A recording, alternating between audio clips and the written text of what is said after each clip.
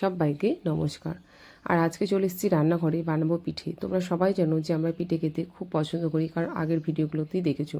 তার জন্য কিন্তু আমরা শীতকালে 2-3 দিন ছাড়া ছাড়া কিন্তু পিঠে বানাতে থাকি। আজকে বানাবো কিছু দুধ পুলি আর হবে কিছুখানি সিদ্ধ পিঠে।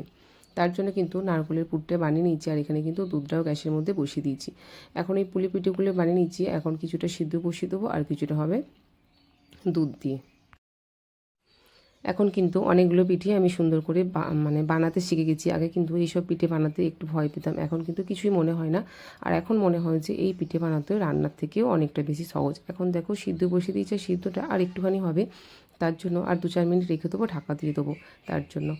আর এখন দুধও বসিয়ে দিয়েছি, আর দুধটাও কিন্তু ফুটে গেছে। এখন কিন্তু এক এক করে পিঠেগুলো দিয়ে দেবো। আর এই দুধ পুলিটা বানাবো আজকে কিন্তু পাটালি গুড় দিয়ে। আর এখন পিঠেগুলোকে দিয়ে দিচ্ছি, কারণ দুধটা ফুটে গেছে। আর এখন দিয়ে দেবো পাটালি গুড়। আর এই পাটালি গুড়টা কিন্তু বেশ স্বাদ। আর যদি লিকুইড গুড়টা দেওয়া হয় তাহলে কিন্তু কেটে যাওয়ার ভয় থাকে, তার জন্য কিন্তু ওই পাটালি গুড়টাই দিলাম। আর এখানে দেখো আমার পিঠেটা কিন্তু একটা কেটে দেখে নিয়েছি, আর সিদ্ধ পিঠেটা একদম হয়ে গেছে। এখন ঠান্ডা হতে দেবো। আর এদিকে দুধটা ফুটছে, এখন দুধ পুলিটা হতে থাক। আর দেখো কতগুলো পিঠে হয়েছে, আর পিঠেগুলো বেশ ভালোই হয়েছে। এখানে কিন্তু দুধ পুলিটাও আমার ফুটতে শুরু হয়েছে। এবার দেখো দুধ পুলি আমার রেডি।